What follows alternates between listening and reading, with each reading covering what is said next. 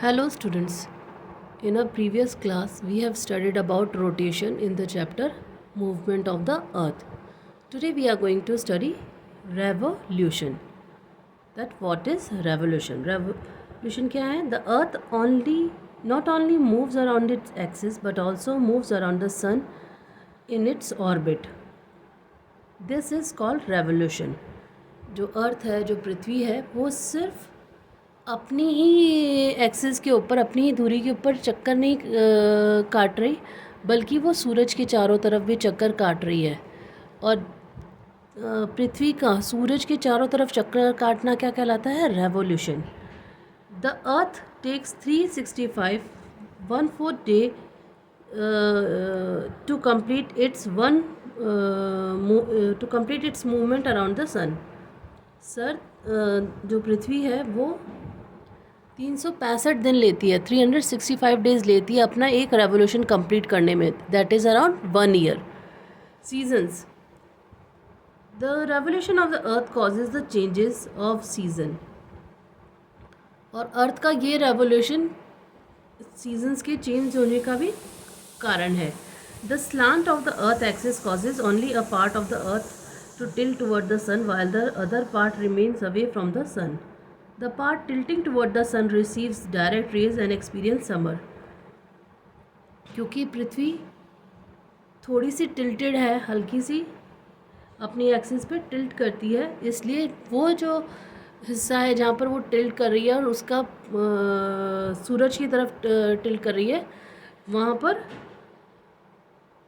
सूरज की रोशनी और सूरज की गर्मी सबसे ज़्यादा पड़ती है, जबकि बाकी हिस्सों पे कम पड़ती है। तो जहाँ पर सूरज की डायरेक्ट रेज पृथ्वी पर पड़ रही हैं, वहाँ के लोग सबसे ज़्यादा क्या एक्सपीरियंस करते हैं? Summer. While the part leaning away from the sun receives slanting rays and experience winter. और बाकी का पार्ट जहाँ पर वो सन की रोशनी स्लांटिंग पड़ रही है, वहाँ पर क्या होता है? Winter. So when the northern hemisphere has summer, the southern hemisphere has winter. इसीलिए जब नॉर्दर्न हेमिस्फीयर में गर्मी होती है, तब साउदर्न हेमिस्फीयर में क्या होता है? Winter. Similarly when the northern hemisphere has winter, the southern hemisphere has summer. और उसी तरह से जब नॉर्दर्न हेमिस्फीयर में समर होता है तो साउदर्न हेमिस्फीयर में क्या होगा? नॉर्दर्न हेमिस्फीयर में विंटर है तो साउदर्न हेमिस्फीयर में क्या होगा? Summer. Solstice and equinox. We know that the revolution of the earth causes seasons. Every year the earth has special positions known as solstice and equinox. On 21 June every year the northern hemisphere tilts towards the sun. हर साल 21 जून को जो northern hemisphere है वो कहाँ tilt करता है? Sun की तरफ। The rays of the sun fall directly on the tropic of Cancer. जो सूरज की जो किरणें हैं वो डायरेक्ट किस पे पड़ती हैं? ट्रॉपिक ऑफ कैंसर पे। As a result the area lying in that latitude receives more heat and experience summer. The north pole is inclined toward the sun and the place beyond the Arctic Circle experience continuous daylight for about 6 months. The North Pole is inclined toward the sun. जो north pole है वो कहाँ inclined है? Sun की तरफ। And the place beyond the Arctic Circle experience continuous daylight for about 6 month. इसलिए Arctic Circle पे continuous सूरज की रोशनी होती है 6 महीने तक। All regions of the southern hemisphere experience winter during this time. और बाकी के साउदर्न हेमिस्फीयर के जितने भी रीजन्स हैं वहाँ पर क्या होता है? विंटर होती है।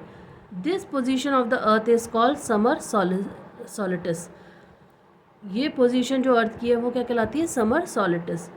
On 22 December every year the tropic of Capricorn receive the direct rays of the sun as the south pole tilts toward it. हर साल 22 दिसंबर को ट्रॉपिक ऑफ जो कैप्रिकॉन है वो सन की डायरेक्ट रेज उसके ऊपर पड़ती हैं। As the south pole tilts towards it, क्योंकि जो साउथ पोल है वो कहाँ टिल्ट हो रहा होता है? सूरज की तरफ।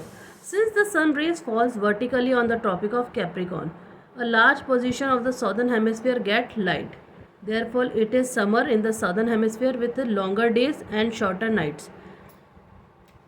इसीलिए तब जो सदर्न हेमिस्फीयर है वहाँ पर सूरज की रोशनी सबसे ज़्यादा पड़ती है, इसीलिए उस टाइम पर वहाँ पे क्या होता है, गर्मी होती है, समर सीज़न होता है, क्योंकि और साउदर्न हेमिस्फीयर में उस टाइम पे क्या होता है, दिन बड़े होते हैं और रातें छोटी होती हैं. The reverse condition occurs in the northern hemisphere which experience winter at this time. और इसी के बिल्कुल उल्टा नॉर्दर्न हेमिस्फीयर में विंटर टाइम होता है. This position of the earth is called winter solstice. इस पोजिशन को क्या कहते हैं, winter solstice. The direct rays of the sun fall on the equator twice a year, on 21st March and 23rd September. After this, neither of the poles are tilted toward the sun. As a result, the entire earth experiences equal days and equal night. This condition is called an equinox.